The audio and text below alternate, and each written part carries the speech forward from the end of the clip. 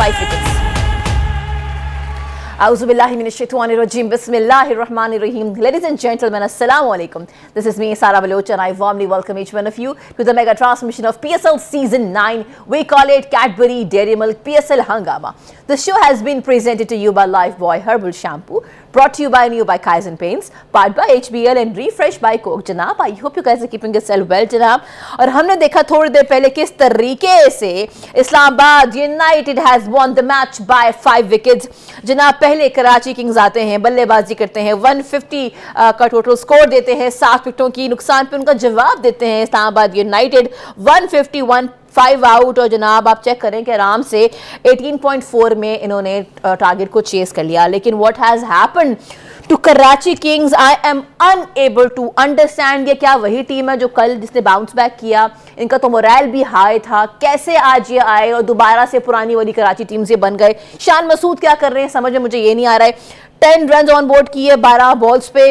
We have to talk about Shan Masood captaincy also. There are few issues also जो हमने आज देखे हैं पिच के ऊपर, उससे बातचीत करेंगे। लेकिन उससे पहले जल्दी से let's have a quick look on the points table. Multan Sultan, oh my God, the situation of the points table has completely change. Multan Sultan जनाब नंबर 1 पे हैं, 8 मैचेस खेले, 6 जीते 2 हारे with the net run rate of 0.967. Then we have gotten Islamabad United जनाब अभी number 2 पे आ चुके हैं, 9 मैचेस खेले, 4 जीते 4 हारे with the 9 points and 0.221 net run rate. Then we have gotten Quetta Gladiators जनाब नंबर 3 पे आ चुके हैं, 7 मैचेस खेले, 4 जीते 2 हारे with the points 9 and minus 0.094. Now we have gotten number 4 पे Peshawar Zalmi, then Karachi Kings and then Lahore Qalandars.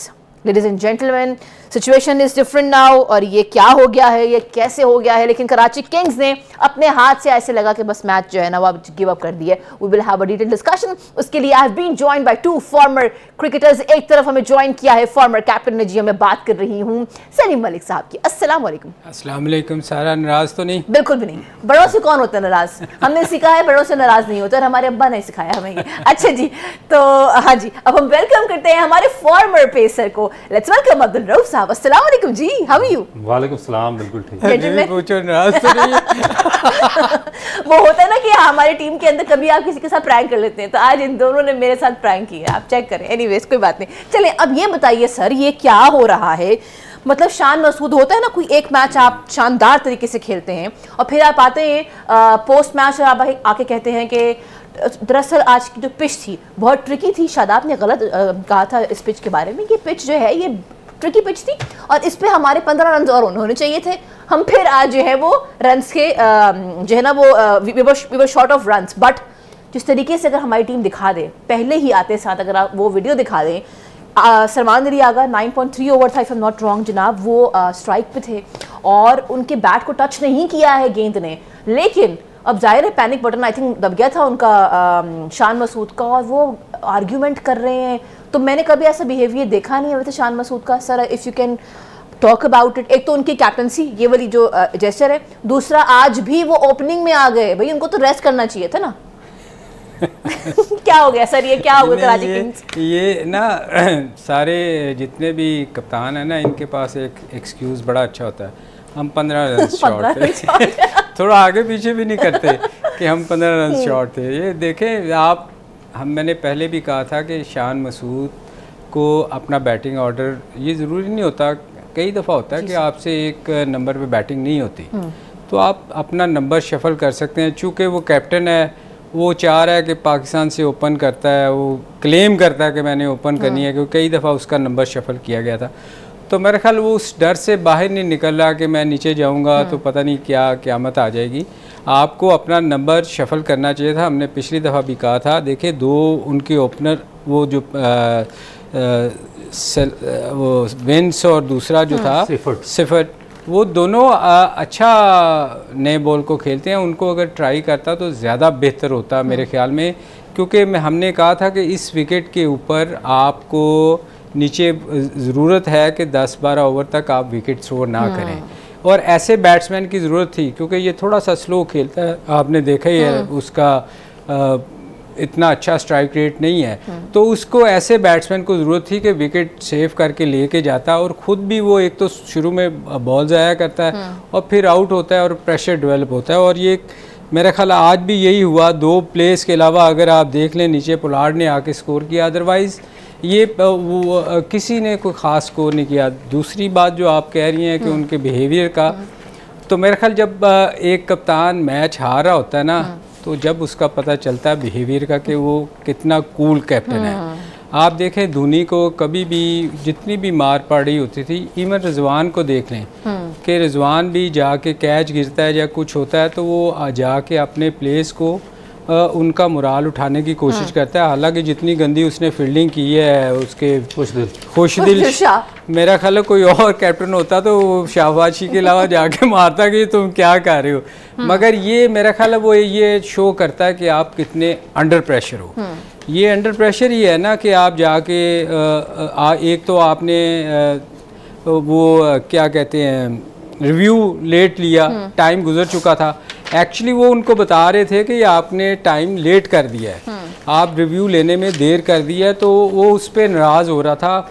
ये वो शो ये करता है कि आप चूँकि मैच आपके हाथ से निकल रहा था और आप जो थे वो नर्वस थे, और नर्वस जो थी वो गुस्सा आप प्लेस पे निकाल रहे थे, जो कि मेरा ख्याल है कि किसी भी अच्छे कैप्टन को इस तरह की नहीं होनी चाहिए, क्योंकि वो शायद रूप डाल रहे थे कि मैं आगे टेस्ट मैच में कप्तान हूँ, तुम्हें ये होता है ना। तो वो बेचारा आगा सलमान चूँकि नया प्लेयर है, उसकी जगह कोई सीनियर होता तो शायद ज़्यादा बात बढ़ सकती थी। मगर अच्छी चीज़ ये थी कि वो उसको यही कहता रहा कि आपका टाइम देखें, आपने निकाल दिया है। तो ये होना नहीं चाहिए। इसको मेरा ख्याल इस पे को भी इस चीज़ पे सीखना चाहिए कि ऐसे काम नहीं करने चाहिए। जहाँ पे उनको ये सीखना है कि इनिंग्स कैसे आपने कैपिटलाइज करनी होती है और आते साथ आउट नहीं होना होता, वहाँ पे ये भी सीखना है कि how you need to calm down dude. जहाँ ये बात हो रही है वहाँ पे एक अच्छी चीज़ हुई, किस तरीके से फहीम अशरफ ने आज जो है वो फिनिश ऑफ किया मैच जनाब। 12 रन जो है ऑन बोर्ड किया, 8 बॉल्स पे नॉट आउट गए। और फिर अगर उनकी हम बॉलिंग देखें, because he happen to be the man of the match, अगर हम उनकी बॉलिंग की बात करें जनाब, तो उन्होंने 2 विकेटें ली हैं, 4.00 इकोनॉमी है 4 ओवर्स के हिसाब से। रऊफ जी क्या कहते हैं फहीम का? हमने कल भी बात की थी उनकी पावर हिटिंग की। रन्स तो मतलब ऐसा था नहीं कि बहुत सारे रन्स बनाने हैं उन्होंने, रन्स कम ही उनके हिस्से में आए, लेकिन मैच फिनिश ऑफ किया। देखिए मेरा ख्याल कि अभी इसमें जो पहला एक नाम भूल गई है, हैदर अली ने 26 किया, जो मेरा ख्याल है आज तो इंटरव्यू चल रहे थे उसके। पहले पार्ट में मेरा ख्याल है कि इससे इतना अच्छा परफॉर्म नहीं हुआ। फहीम अशरफ से बॉलिंग में भी स्ट्रगल करते रहे, बैटिंग में भी। मगर जो लास्ट 3 मैचेस हैं उनमें इनकी जो परफॉर्मेंस है वो आउटस्टैंडिंग रही है। लास्ट मैच ऑलमोस्ट इन्होंने सिंगल हैंडेडली मैच जितवा दिया था इस्लामाबाद को। मगर थोड़ी सी एक उसमें आप इसको कह सकते हैं कि मिस्टेक थी, जिसमें उन्होंने 4th बॉल पे सिंगल ले लिया। हालांकि 9 विकेट डाउन थी और इनको सिंगल नहीं करनी चाहिए थी, और अगर ये सिंगल ना करते तो लास्ट मैच भी लाहौर से ये इस्लामाबाद की टीम जीत सकती थी। मगर इस मैच में बड़ा अच्छा उन्होंने फिनिश किया, और बॉलिंग स्पेशली बॉलिंग में उन्होंने काफ़ी कॉन्फिडेंस के साथ बॉलिंग की है। 4 ओवर में 16 रन देकर 2 विकेटें ली है। मगर इससे पहले जिस तरह सलीम भाई ने बात की, मैं उस पर आऊँगा कि देखें कि टीम जो कराची किंग्स की है ना, उस पर बहुत ज़्यादा बात हो रही है। इतनी बुरी टीम नहीं है, मगर जो टीम सिलेक्शन है ना इस डिफरेंट मैचेस के लिए, उसमें थोड़ा सा मेरा ख्याल है कि इनसे कम्बिनेशन नहीं बन रहा। अब देखें कि अगर एक आदमी वो उससे नहीं परफॉर्म हो रहा, वो टीम पे बोझ है, चाहे वो कैप्टन है या कोई भी है, तो उसको मेरा ख्याल है कि थोड़ा सा सेक्रीफाइस करना चाहिए। रऊफ जी आपने बहुत अच्छी बात की है, टीम सिलेक्शन की हमें बात करनी पड़ेगी, आप समझ गए Janab, you can send us your messages on #PSL Hangama. You can send your queries and your concerns regarding आज का match on Sara Baloch official, which is my Instagram account. और हम बनेंगे आपकी आवाज़। जहाँ सारी बातें हो रही हैं वहाँ रऊफ जी has gotten his own views on the selection of team. तो रऊफ जी आप क्या कह रहे थे? देखिए मैं बात कर रहा था कराची की जो टीम की सिलेक्शन में इतनी बुरी टीम नहीं थी, जिस तरह इन्होंने मैच के हिसाब से सिलेक्शन किया वो इनकी दुरुस्त नहीं थी। बाज़ दफ़ा जो कैप्टन होता है अगर उससे परफॉर्म नहीं हो रहा तो उसको टीम के मफाद के लिए उसको सेक्रीफाइस करना पड़ता है, उसको जगह छोड़नी चाहिए थी। क्योंकि जो इनके पास 2 ओपनर्स और उसके बाद 1 डाउन है, वो T20 स्पेशलिस्ट हैं। विंस जो है आउटस्टैंडिंग बैट्समैन है, उसने टूर्नामेंट के शुरू में बहुत अच्छा परफॉर्म किया, उसके बाद उसको चेंज किया गया और उसको बाहर कर दिया गया। फिर डुप्लो जो है साउथ अफ्रीकन प्लेयर है, वो आउटस्टैंडिंग किस्म के बैट्समैन है।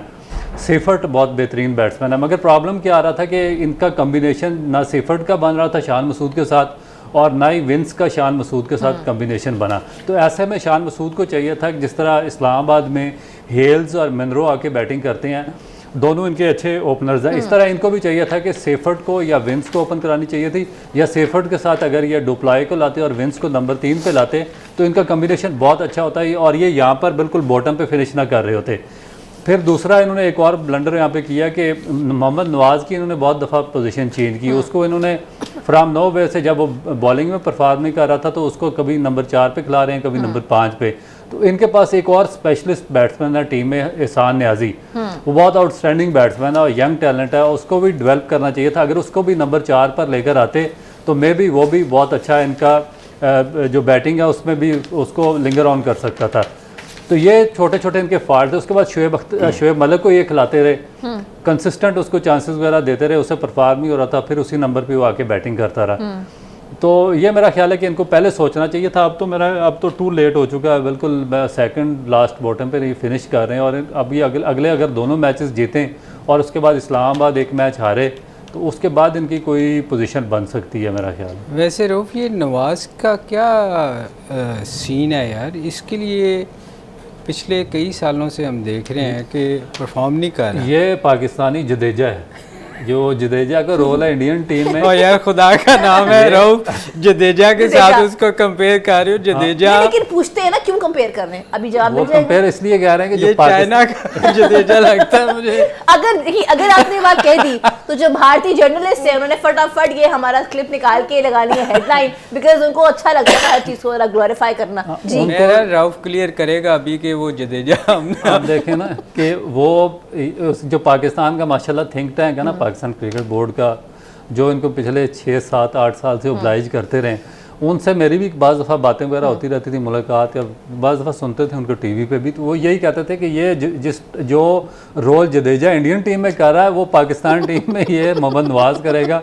और हमें 8 साल हो गए देखते हुए, अभी तक एक दफ़ा भी उस रोल को पूरा नहीं किया। अच्छा, इसमें रऊफ मज़े की बात ये है, जो ये कहते थे ना कि ये जडेजा का रोल अदा करेगा, वो बैठ के अब उसको क्रिटिसाइज कर रहे होते हैं सारे कि ये कहाँ से आ गया। ये बड़ी हैरानगी की बात है। हाँ, जिन्होंने डेवलप किया वो अभी टीवी पे बैठ के उसको क्रिटिसाइज किया। बिल्कुल ठीक है कि इनको लेकर चलते रहे 5-6 साल, प्रोटेक्ट किया, इसको साथ लिंगर ऑन किया, उन्होंने फेयर चांसेस दिए हैं, और अभी वही बैठकर क्रिटिसाइज कर रहे थे। जिस तरह सलीम भाई कह रहे हैं कि मैं टीवी पे सुन रहा था, तो जिन्होंने शेल्टर दिया वो क्रिटिसाइज कर रहे हैं कि इसको किसने सेलेक्ट किया, हालांकि वो खुद वही लेके आए हैं इसको। सर लेकिन मेरे पास रीसेंट उनके T20 के स्टैट्स हैं जनाब, 7 मार्च से ऑनवर्ड्स, और आप लोग भी देख सकते हैं इनका जो मैक्सिमम गया है ना इनकी इनिंग, वो 38 की गई है, वरना 7, 15, 6, 27, 28। तो ये सही कह रहे हैं कि वो जो प्रोसेस था जडेजा बनने वाला वो कहाँ रह गया। आप देखें कि अभी भी उनको उसी नंबर पे सोच रहे हैं कि शायद जडेजा बन जाए अगले मैच में। और फिर मजे की बात ये है कि इतनी मोनोपोली है कि फिर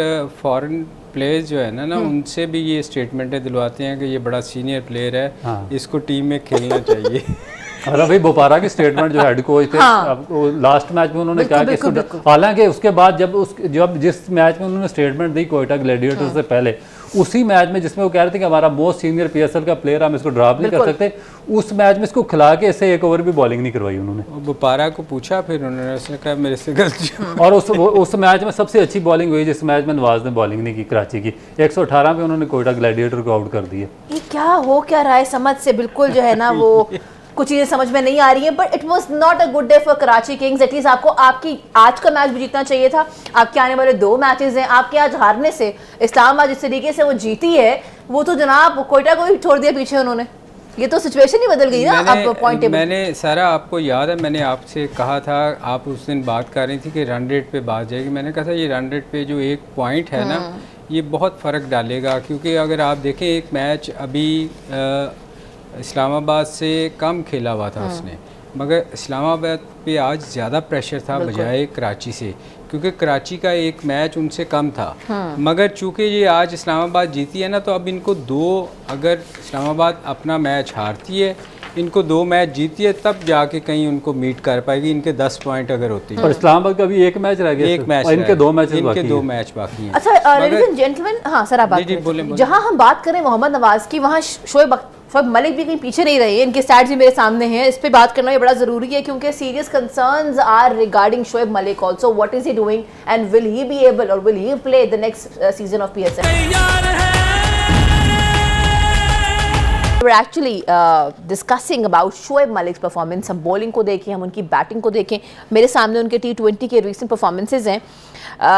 Ladies and gentlemen, I want to quote this कि बेस्ट से बेस्ट परफॉर्मेंस जो उनकी T20 के स्टैट्स मेरे सामने आ रहे हैं रिसेंट, या तो 53 है या 38 है, 27 है या 29 है, 10 है, 6 है, 12 है. What's wrong with Shoaib Malik? Bowling में भी देख लें तो 2 विकेटें लिए हैं, समझ से बाहर है कि ये, और ये इनके 24 के स्टैट्स हैं.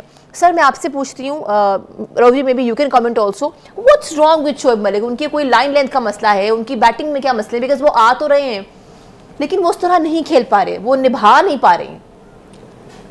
सर आज भी देखिए ना उन्होंने क्या खेला है सर, 1 पे आउट हो गए सर. देखिए मैंने पिछली दफ़ा भी, आपको याद होगा, आपने ये सवाल किया था शोएब मलिक का, तो मैंने कहा था ये इसका आखिरी सीज़न लगता है क्योंकि एक सर्टन एज होती है जब तक आपकी आईसाइट आपका साथ देती है. उसके बाद जैसे ही थोड़े से रिफ्लेक्सेस स्लो होते हैं ना, तो आप फ्रैक्शन ऑफ सेकंड आपने डिसीजन लेना होता है.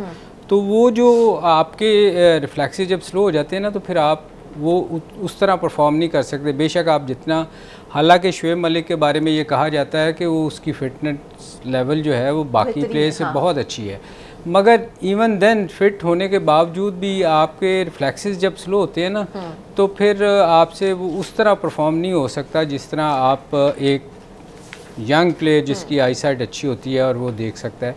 तो मेरा ख्याल है कि ये शोएब अब उस स्टेज पे आ चुका हुआ है कि बजाय उसको अगले साल वो कहें कि आपको नहीं ले रहे, जैसे बहुत सारे प्लेयर्स के साथ हुआ है, तो मेरा ख्याल वो खुद भी वो इतना समझदार है कि मैं शायद अगले सीज़न के लिए वो उसको इससे पहले कि कंसीडर ना करें, वो खुद ही छोड़ दें. What is your take on this? देखिए मेरा ख्याल है कि मैं शोएब से ज़्यादा मैं बात करूंगा कराची की मैनेजमेंट पे, क्योंकि जब आप एमर्जिंग प्लेयर्स पिक करते हैं तो आपकी ड्यूटी है कि आप उनको डेफिनेट चांसेस दें और फेयर इनफ चांसेस दें, क्योंकि आपने एमर्जिंग प्लेयर्स को ही डेवलप करना होता आगे. और शॉर्ट फॉर्मेट एक आइडियल प्लेस होती है जहाँ पे आप जो यंग और एमर्जिंग टैलेंट होता है आप उसको डेवलप भी कर सकते हैं, चांसेस भी दे सकते हैं. आपके सामने मुल्तान सुल्तान, मैं बार बार क्यों रिजवान की तारीफ़ करता हूँ कि उसने फेयर चांसेस दिए हैं. उसकी टीम में जितने एमर्जिंग प्लेयर जो उन्होंने साथ रखे थे उसने सबको चांसेस दिए. फैसल अकरम को उसने चांसेस दिए, जहाँ पर जगह बनी उसने उससे पूरे ओवर्स करवाए हैं. जब उसको थोड़ा सा प्रॉब्लम हुआ उसने उसकी जगह खुशदिल शाह से उसका कोटा पूरा करवा दिया. प्रेशर भी नहीं पड़ने दिया, चांसेस भी दे दिए और उसको एक्सपीरियंस भी दे दिया. उसके बाद यासिर को उसने चांस दिया, यासिर खान को उसने, उस्मान खान को उसने चांसेस दिए. हालांकि उनके जो ओपनर थे बड़ा अच्छा हैंड्रिक्स थे और उसके बाद दूसरे जो मिलान थे मेरा ख्याल है वो बड़ा अच्छा परफॉर्म कर रहे थे मुल्तान सुल्तान की टीम से, मगर उसने उसके बावजूद जितने भी यंगस्टर्स थे सबको उसने चांसेस दिए. यहाँ पर कराची में मुझे इसके टोटल अपोजिट नज़र आ रहा है. आपका कैप्टन शान मसूद है, आप उसको कहते हैं बहुत उसको इंटेलेक्चुअल समझ रहे हैं, मगर वो किसी को चांस देने को तैयार नहीं है. अपनी जगह पे कंसिस्टेंट उसका फेलियर है. आपका अंडर-19 का साद बेग बाहर बैठा हुआ है, खिलाक बाहर बैठा हुआ है. मैं आज भी कहता हूँ अगले 2 मैचेस में आप इन दोनों को खिला दें ओपन पे तो ये रिजल्ट आपके टोटली डिफरेंट होंगे. जब आप चांसेस देंगे तो आपके बच्चे डेवलप होंगे. इसी तरह शोएब मलिक अगर नहीं परफॉर्म कर रहा, उससे कुछ नहीं हो रहा, तो शोएब मलिक ने आगे कौन सा पाकिस्तान के लिए वर्ल्ड कप या कुछ और टूर्नामेंट खेल लेना है. ये बच्चे जिन्होंने पीछे वर्ल्ड कप में परफॉर्म किया, अंडर-19 में परफॉर्म किया, इनके ज़्यादा चांसेस हैं. और एक आइडियल प्लेटफॉर्म है कि आप इनको चांसेस दे के इनको कॉन्फिडेंस दें. ना वो उनको बच्चों को खिला रहे हैं, कॉन्फिडेंस दे रहे हैं, ना वो टीम के अंदर को चेंज कर रहे हैं. जो फॉरनर प्लेयर बुलाए हैं डुप्लाए जैसे, उनको भी उनकी जगह पे चांसेस नहीं दे रहे. और कंसिस्टेंट शोएब मलिक भी खेलते जा रहे हैं और शान मसूद भी खेलते जा रहे हैं. तो ये मेरा ख्याल है कि इसी वजह से ये कराची का डाउन. सर एक मैसेज हमें आया है, आपके लिए आया है, हमें भेजा है बहावलपुर से राहिला ने, कह रहे हैं कि उनकी रीसेंट स्टैट जैसे आप लोगों ने शो में डिस्कस की है उसको देख के लग रहा है कि इनका ध्यान गेम में नहीं. तो सर ध्यान अगर गेम में नहीं तो ध्यान कहाँ है इनका? ये आपका क्या मकसद है, मुझे क्लियर करें. आई डोंट नो, मतलब अब देखें people are questioning, they are your fans. ये किसका मैसेज? राहिला बहावलपुर से. वो मेरे ख्याल राहिला चाह रही है कि उनकी तरफ देखें. देखें ये मुझे नहीं समझ सवाल. देखें यहाँ तो क्लियर होता है ना कोई सवाल. गेम में ध्यान नहीं है. ये मुझे मुझे इस सवाल का समझ नहीं आई क्लियर, या तो आप क्लियर कर दें। लेकिन जो मैं समझी हूँ, आपने भी कहा ना कि जो जिस तरह वो खेल रहे हैं, उनके रीसेंट स्टार्ट्स अगर आप 2018 से लेकर अब तक भी देखें तो कंसिस्टेंसी नहीं है। तो उनके जो फैंस हैं वो भी सोच रहे हैं कि उनका ध्यान कहाँ है। नहीं देखें, अभी रऊफ ने जो बात की है ना, बड़ी अच्छी बात की है कि यंगस्टर को हमें डेवलप करना चाहिए। देखें, ये जितने भी फ्रेंचाइजी है ना, ये नामों के पीछे शायद भाग रहे हैं कि हमारी टीम में बड़े नाम होने चाहिए। जैसे शुएब एक अच्छा प्लेयर था अपने टाइम पे, उसने बहुत अच्छा किया हुआ है। तो ये लाहौर और इस जो लाहौर फिर भी चांस देता है, काफ़ी लोगों को उन्होंने खिलाया, मगर कराची को हम देख रहे हैं कि कराची जो है ना, वो पिछले 2-3 कितने साल हो गए हैं कराची ने कोई नया उस तरह लड़के नहीं खिलाए। तो मेरा कराची को ये थोड़ा सा सोचना पड़ेगा कि अब वो उन प्लेयर्स को भी चांस दे जो बेंच पे बैठे हुए हैं, क्योंकि आप अगर उन लोगों को खिलाएंगे जो अपने लिए खेलते हैं, जैसे हम शान मसूद की बात करते हैं कि उसकी T20 में जगह नहीं बनती, तो आप उस बार बार एक जब आप किसी को कैप्टन बनाते हैं ना, तो कैप्टन पता क्यों बनाया जाता है कि ये टीम से बाहर ना हो, क्योंकि कैप्टन को तो आप निकाल नहीं सकते ना, वो अपना नंबर छोड़ता है। तो ये थोड़ी सी चीज़ें ऐसी हैं जो कराची को मेरा ख्याल अमाद पिछले साल था तो उसकी अपनी परफॉर्मेंस बड़ी अच्छी थी अमाद की। अब अमाद कहीं नज़र नहीं आ रहा आपको, उससे एक तो वो अपनी मर्ज़ी से ना वो अटैक कर पा रहा है, ना उसका बैटिंग ऑर्डर ठीक हो रहा है।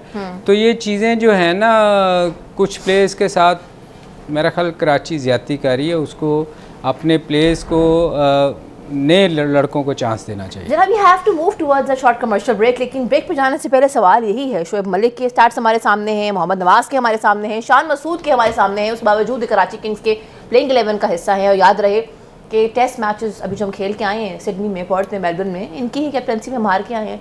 तो सवाल तो शुरू हो चुके हैं,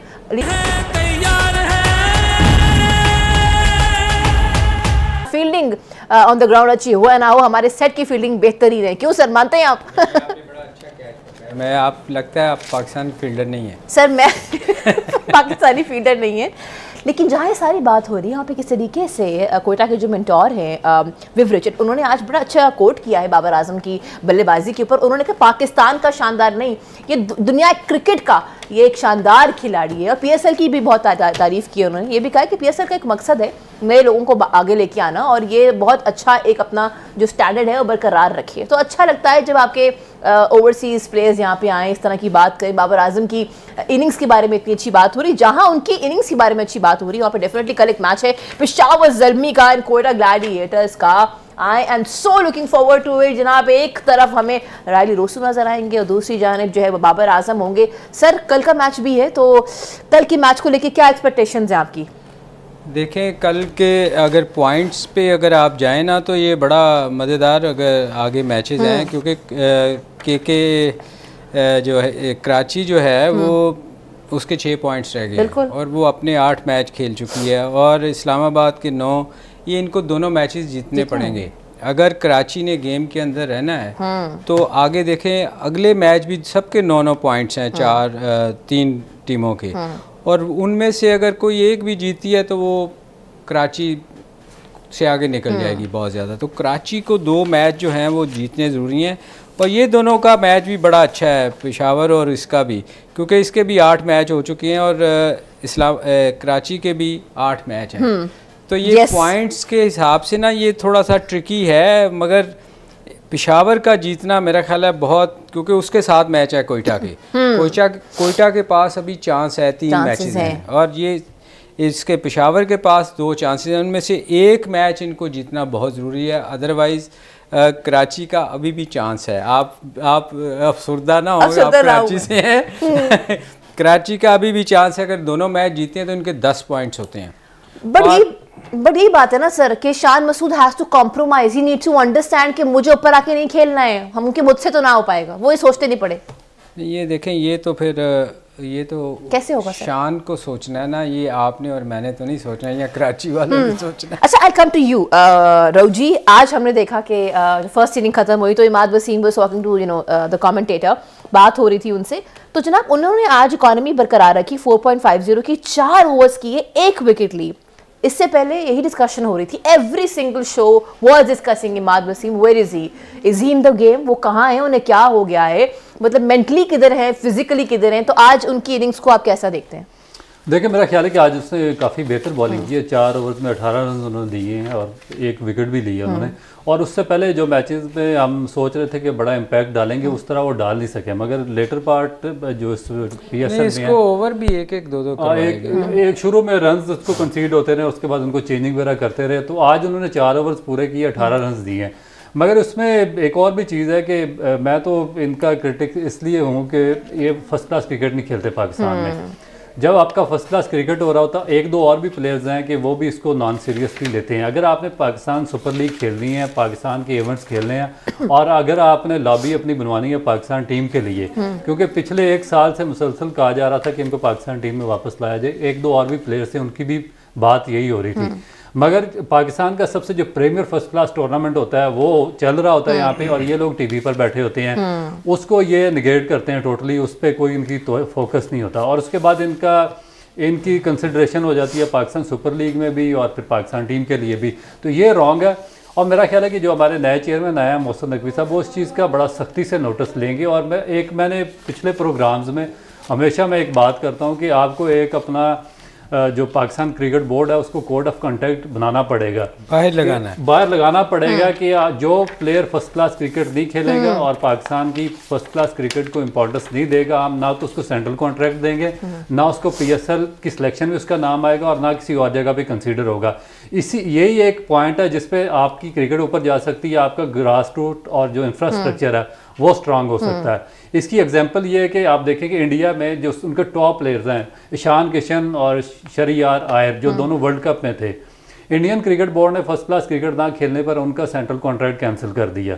तो पाकिस्तान क्रिकेट बोर्ड को भी ये स्टेप हर सूरत में लेना पड़ेगा अगर उन्होंने अपनी क्रिकेट को बचानी है, और अगर इन्होंने अपने प्लेयर्स को एक रूल एंड रेगुलेशन के तहत लाना है। तो हमने भी तो किया है, उस पर इतना शोर मच गया। मेरा ख्याल है तो बिल्कुल मैं 100% उसको दाद देता हूँ जो हमारे चेयरमैन है मोहसिन नकवी साहब के, जो उन्होंने बहुत ही बेहतरीन स्टेप दिया, और वो मुबारकबाद के मुस्तहिक हैं कि उन्होंने हारिस राउफ का सेंट्रल कॉन्ट्रैक्ट कैंसिल किया।